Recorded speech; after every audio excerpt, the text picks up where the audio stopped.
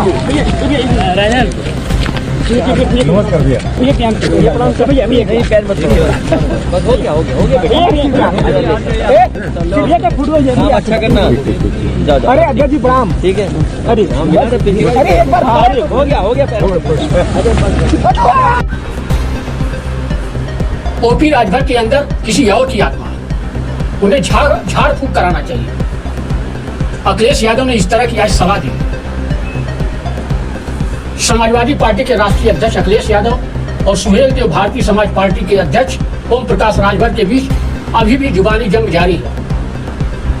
UP के बस्ती में OP Rajbhar अपनी पार्टी का संगठन का विस्तार करने पहुंचे तो अखिलेश यादव पर हमला कर गए थे। राजभर का कहीं तीर कहीं निशाना होता है। वो भले न्योता दे रहे हैं कि मैं बसपा में जाऊंगा, लेकिन कहीं ना कहीं उनका झुकान भारतीय जनता पार्टी की तरफ है। इस पर क्या कहेंगे? नहीं, ऐसा कुछ नहीं। देखिए, हमारा काम है, हम अपनी पार्टी के संगठन को मजबूत करते हैं। ताकत रहेगी तो जिसको जरूरत होगी वो समझौता करेगा।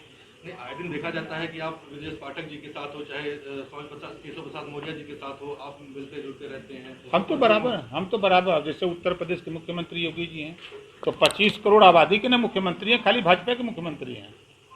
हम भी मिल रहे हैं, हमारे पार्टी के 6 मिल रहे हैं। तो अब इनकी समस्या लेकर के, जनता की समस्या मुख्यमंत्री से नहीं मिलेंगे तो जाएंगे अखिलेश जी से मिलने। केशव मौर्य बोले कि हमको किसी की जरूरत नहीं है, भारतीय जनता पार्टी खुद ही बहुत मजबूत पार्टी। भारतीय जनता पार्टी के मालिक वही हैं, कहा मालिक तो इस समय जेपी नड्डा जी हैं। आपने खुला आमंत्रण पाका, लेकिन वहाँ से अभी तक कोई भी आपको हरी झंडी नहीं मिली है। तो अगर वहाँ से हरी झंडी नहीं मिलती फिर आपका आगे का रास्ता आगे देखा जाएगा। समय जैसा समय आता है, बरसात शुरू होती है तो धान रोपने का टाइम, तो किसान बिया उपाड़ता, चट रोपने लगता है। बहने पहले बिया भी तैयार किया। और आज वाराणसी और जौनपुर के दौरे पर सपा मुखिया अखिलेश यादव आए तो वो भी पीछे नहीं रहे। उन्होंने कहा कि राजभर के अंदर किसी और की आत्मा घुस गई है, उनको झाड़ फूक करानी चाहिए। ओम प्रकाश राजभर लगातार आप पर सवाल उठाते हैं कि आप एसी से बाहर नहीं निकलते। देखिए, एसी क्या है, मैं 22 साल राजनीति हो गई मुझे, और 22 साल में आप सब जानते होंगे कि किसके इशारे पे उठा रहे होंगे। मुझे तो लगता है कि उनके अंदर आत्मा किसी और दल की आ गई है, और गांव देहात में झाड़ फूक होती है ना, उन्हें झड़वाना फुकवाना पड़ेगा और तभी ठीक होंगे, उससे पहले ठीक नहीं होने वाले। की सुरक्षा उनको क्यों मिली है? ये इसलिए मिली कि जो बीजेपी को खुश करेगा उसे सुरक्षा मिलेगी। बीजेपी को जो खुश रखेगा वो स्वतंत्र और आजाद घूमेगा।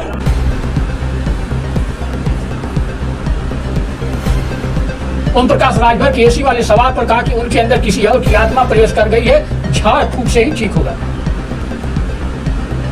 वहीं अखिलेश यादव प्रसपा प्रमुख शिवपाल यादव को नसीहत भी देते गए। कहा कि मैं चाचा का सम्मान नहीं कर पा रहा हूं तो इसलिए उन्हें स्वतंत्र किया है और अपनी पार्टी दोबारा बनाए। लेकिन अगर उन्हें ये लगता है कि मैं सम्मान नहीं दे पा रहा हूं तो मैं उन्हें स्वतंत्र करता हूं, और उनको खुली छूट है कि जिस दल के साथ जाना चाहें, जैसा गठबंधन करना चाहे। और सबसे खुशी बात ये होगी कि वो जयप्रकाश जी की उस सिद्धांत को अपने दल में शामिल करने वाले लोगों को और आगे बढ़ाएं। रुद्राभिषेक की तस्वीर सामने के आने के सवाल पर अखिलेश यादव ने कहा, मुझे भाजपा से धर्म सीखने की जरूरत नहीं है। बाबा को चढ़ाने वाले दूध पर भी लोगों ने टैक्स लगा दिया। अखिलेश जी कांवरियों को लेकर अखिलेश जी ईडी की ताबड़तोड़ बोले, बाबा पर चढ़ाने पर टैक्स अगर किसी ने लगाया तो बीजेपी ने टैक्स लगाया। जन्माष्टमी आ रही है तो दूध दही मक्खन पे टैक्स लगा दिया। अभी रक्षाबंधन का त्योहार मनने जा रहा है, घरों में दूध से खीर बनती है, सब्जी आपके मिठाइयाँ बनती हैं, घी से अच्छी सब्जियाँ बनती हैं। जानबूझ करके जीएसटी लगाई, दिल्ली ने अगर जीएसटी लगाई है तो हमारे उत्तर प्रदेश की सरकार बीजेपी की उसने अनुमति क्यों दी जीएसटी लगाने के लिए? दही पे जीएसटी किसी ने नहीं लगाई होगी, टैक्स कोई दही पे नहीं लगा सकता। और गाय मर रही, 60 लोगों को मार रहे हैं, तो कैसी सरकार है? अखिलेश यादव टैक्स पर तो बोले ही, अग्निवीर पर भी बीजेपी सरकार पर निशाना साधते गए।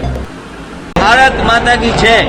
जो भारत माता की जय बोलते हैं उनसे पूछिए अग्निवीर क्या है।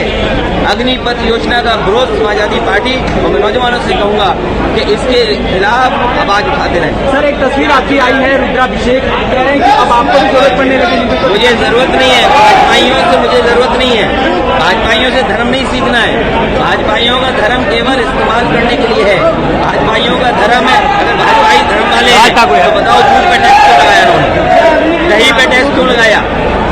जो बाबा भोलेनाथ पर चढ़ेगा दूध, ये इधर देख के सारा दूध नहीं होगा क्या, क्यों लगाया दूध टैक्स पर। राजपुर में आप प्रचार करने नहीं गए, ये बार-बार और हमारी पार्टी का इंटरनल फैसला है। आपको बता दें कि पिछले दिनों समाजवादी पार्टी ने ओम प्रकाश राजभर से 2 टूक शब्दों में गठबंधन तोड़कर चले जाने को कह दिया था।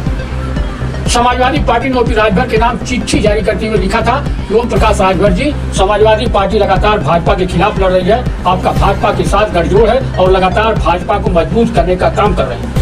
अगर आपको लगता है कहीं ज्यादा सम्मान मिलेगा तो वहाँ जाने के लिए आप स्वतंत्र हैं। इस चिट्ठी को लेकर ओपी राजभर ने कहा था कि हमें तलाक मंजूर है।